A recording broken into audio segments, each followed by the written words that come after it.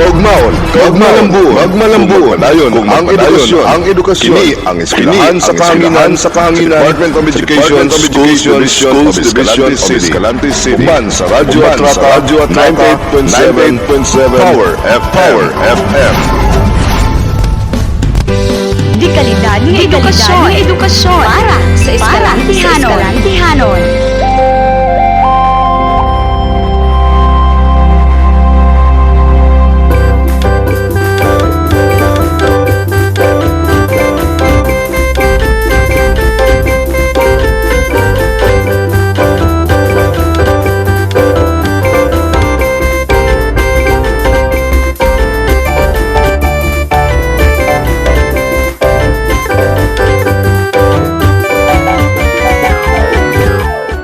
A blessed morning to all of us. Greetings of peace and prosperity to all our parents, guardians, teachers, and especially to our grade 4 pupils. How are you kids? Well, it is good to hear that everyone is well and good. Be math ready because today we are going to change improper fraction to mixed numbers and vice versa.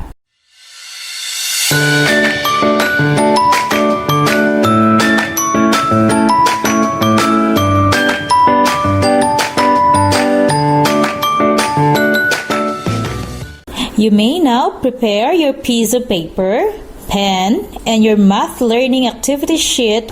This learning activity sheet discusses how to change improper fraction to mixed numbers and vice versa.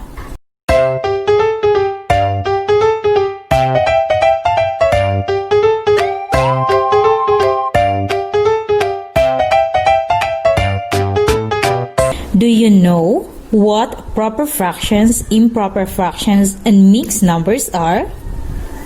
In this learning activity, you will learn about them. You will also learn how to change improper fraction to mixed form and vice versa. These skills are very important since these are prerequisite skills in dealing with different operations in fractions.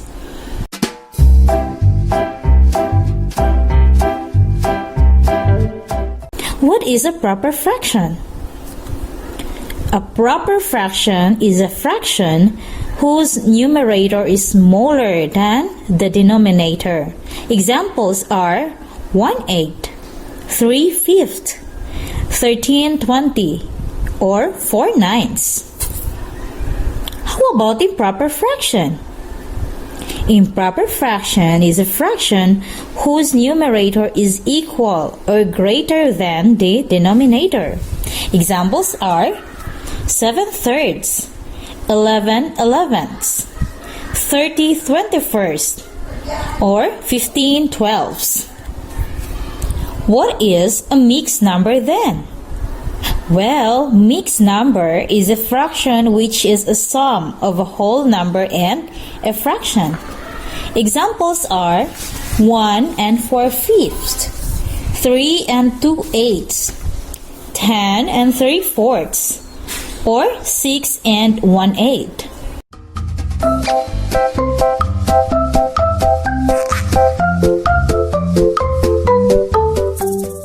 Let us have a short activity. Tell whether the following fractions are proper fraction, improper fraction, or mixed number. Okay, get ready for number 1. 19/4. Again, number 1, 19/4.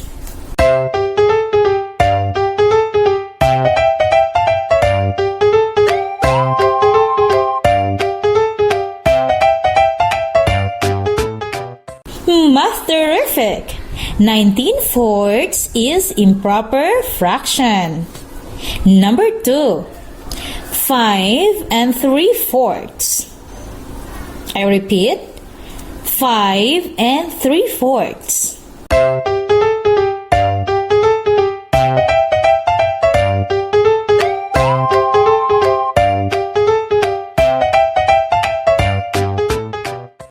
Math excellent!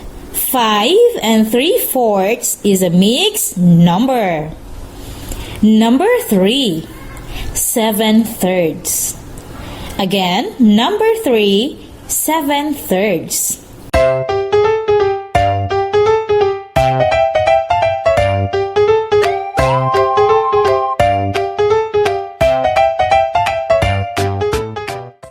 Math intelligent.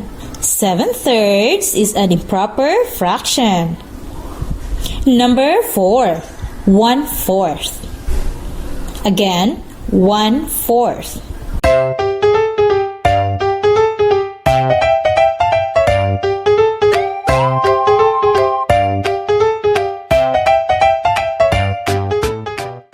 Math credible. 1/4 is a proper fraction. Number 5, 5/6. I repeat, 5/6.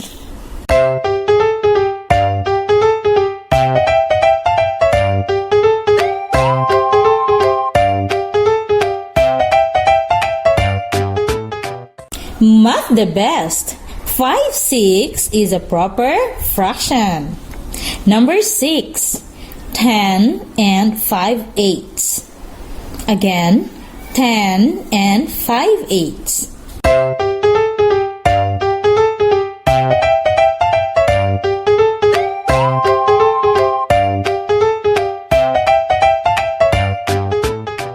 Math awesome. 10 and 5/8 is a mixed number. Good job, grade 4. You can really identify proper fraction, improper fraction, and mixed number.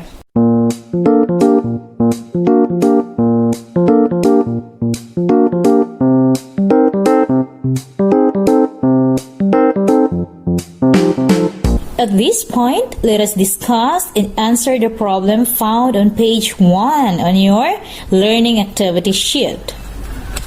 Okay, together let us read the problem. Marie received 9/4 of pizza. How many whole pizza did she receive? What part of the whole pizza were left?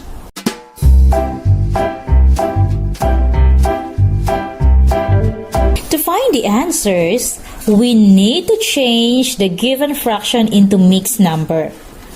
To do that, please study the following steps.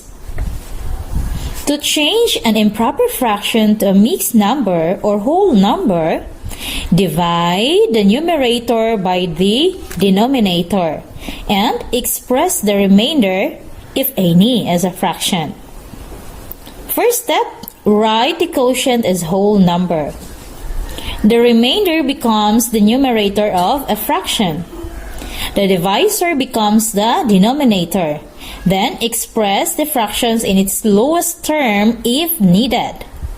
So we have 9/4 equals 9 divided by 4. 9 divided by 4 equals 2. 2 times 4 equals 8. 9 minus 8 equals 1. So we have a remainder of 1. Our quotient is 2. So the quotient becomes the whole number. So we have to write 2 in the column for the whole number. And our remainder becomes the numerator. So we have to write 1 above the fraction bar. And our divisor is our denominator. So we have to write 4 below the fraction bar. So we have 2 and 1/4. So the answer is Marie received 2 whole pizza and 1/4. Did you get that right? Good. Let us have another example. We have number 1, 22/8. 22 divided by 8 equals 2. 2 times 8 equals 16. 22 minus 16 is equal to 6. To write that in a mixed number, Remember, our quotient becomes the whole number. So 2 becomes the whole number. And our remainder becomes the numerator. So we have 6 as the numerator and 8 as the denominator. So we've got 2 and 6/8. But we still need to express our fraction into lowest term because there is still a common factor for 6 and 8, and that is 2. So we have to divide both the numerator and denominator by 2. So we've got now 2 and 3/4. Did you get it, kids? Well done. Okay, example number 2. We have 18/3. To do that, we have to divide 18 divided by 3. 18 divided by 3 is equal to 6. So our answer is 6. I hope you got it right.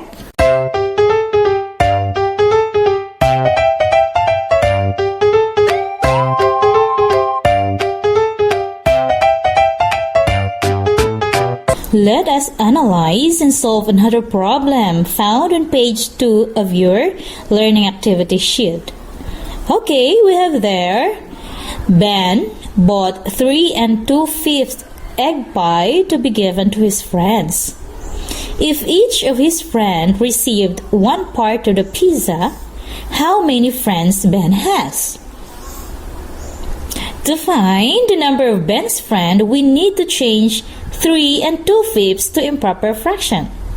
To do that, we have to study the following steps.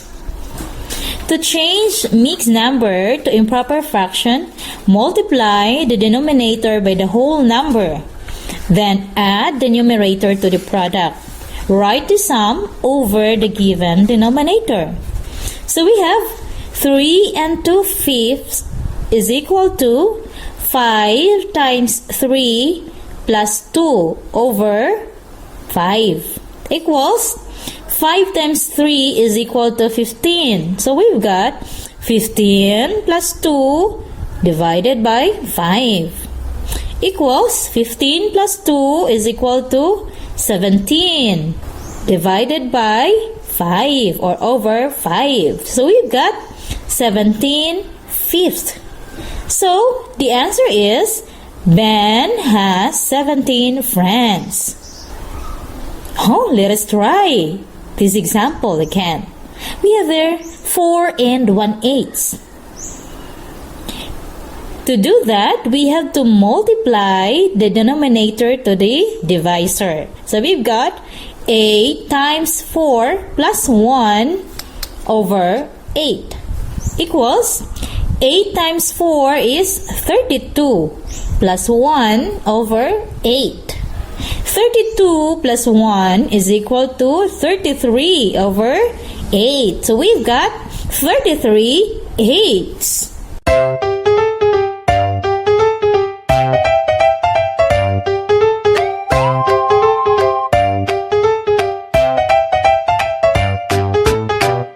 This time, let us practice what you have learned. We have to change improper fraction to mixed number and vice versa. For number 1, change 3 1/4 to improper fraction.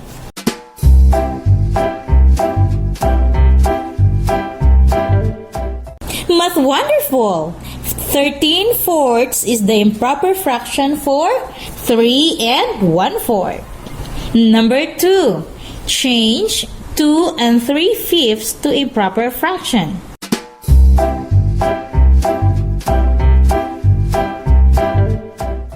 Nice! 13/5 is the improper fraction for 2 3/5. For number 3, change 4 2/3 to improper fraction.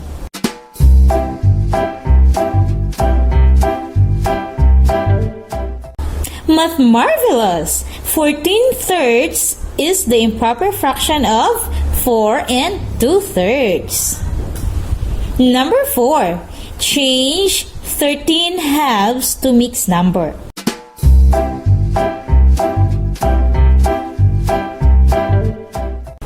Math markable. 16 and 1/2 is the mixed number of 13 halves.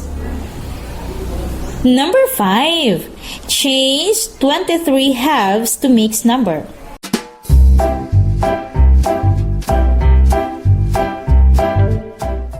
Math amazing!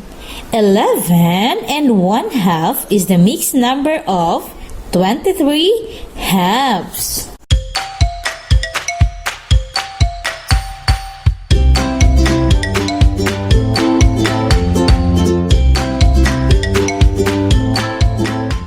This time, please open your learning activity sheets on page 3.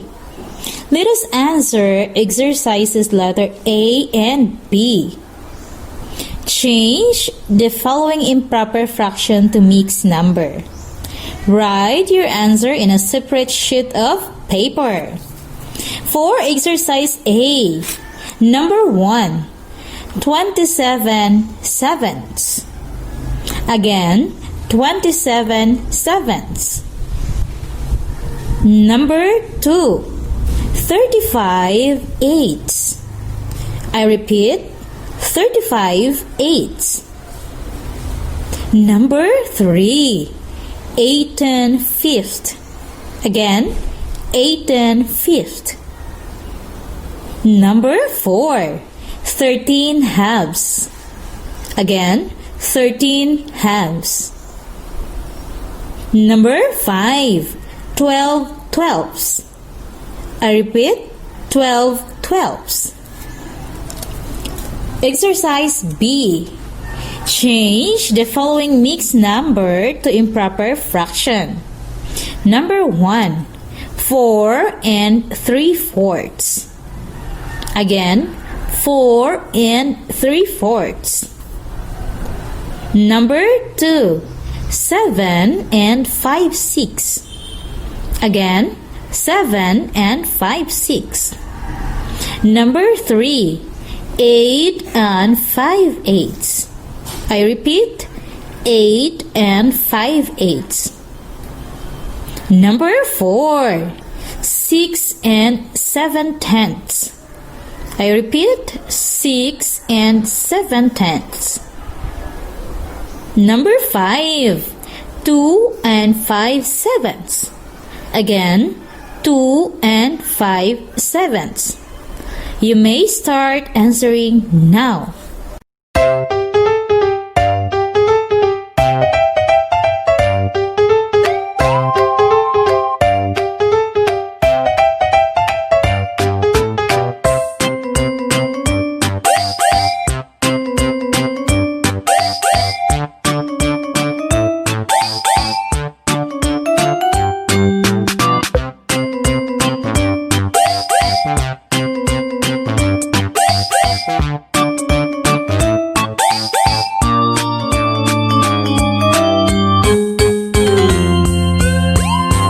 Math checking time, kids.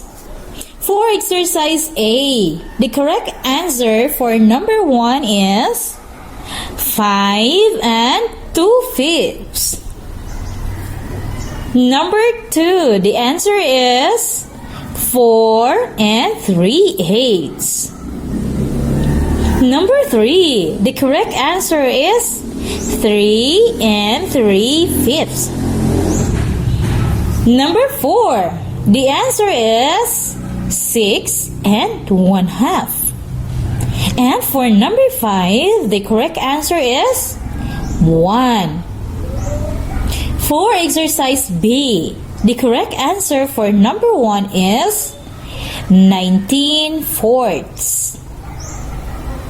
Number 2, the correct answer is 47/6.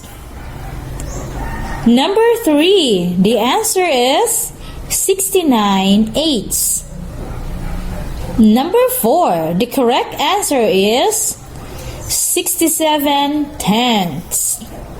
And for number 5, the correct answer is 19/7. You're math intelligent, grade 4. You are doing great and well.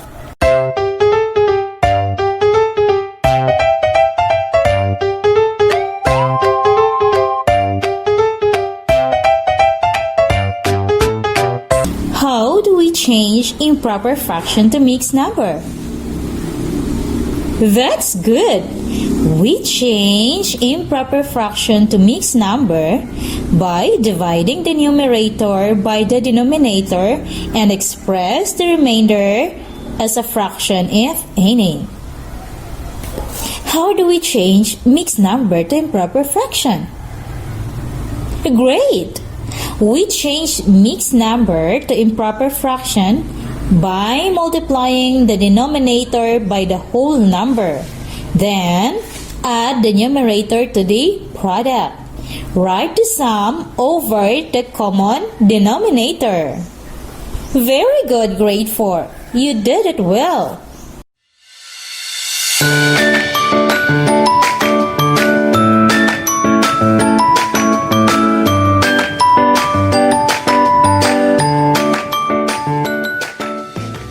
Let us see if you really got something from our lesson today. Let us answer the exercise C on page 3 of your learning activity sheet. Directions. Match the improper fraction in column A with its mixed number in column B. Write only the letter of the correct answer. For column A, we have number 1.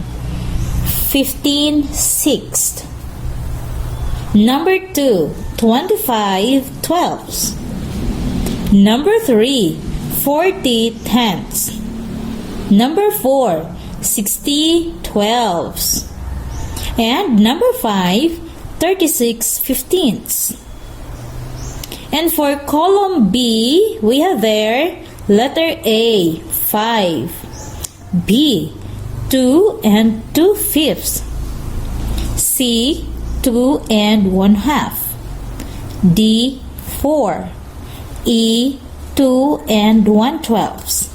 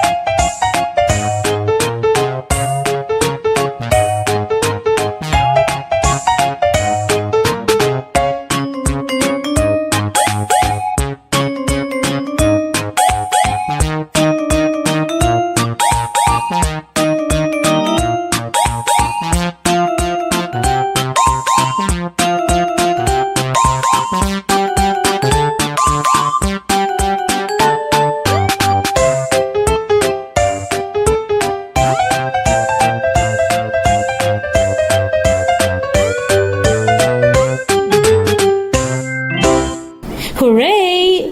It's math checking time, kids. Okay, for number 1, the correct answer is letter C, 2 and 1/2. For number 2, the answer is letter E, 2 and 1/12. For number 3, the correct answer is letter D, 4. Number 4, the answer is letter A, 5. And for number 5, the correct answer is letter B, 2 and 2/5. Math Marvelous Grade 4. Congratulations for doing a great job today.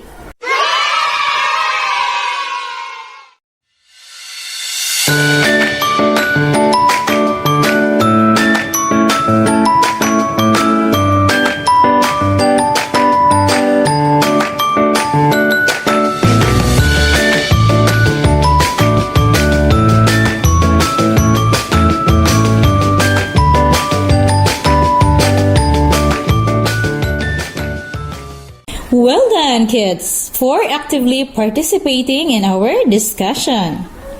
Remember to keep all your modules and activity sheets.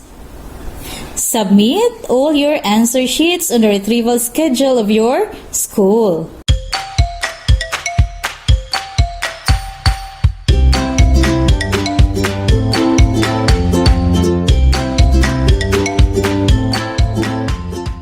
Again, I am Ma'am Raven, your math teacher on air, saying, Math edukalidad na edukasyon para sa eskalantihanon.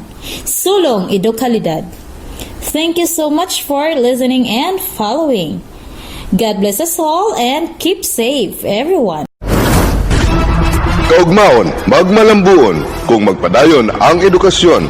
Kini ang eskwelahan sa kahanginan sa Department of Education Schools Division of Escalante City.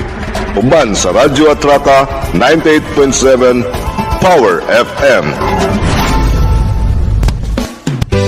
Di kalidad nga edukasyon para sa eskalantihanon.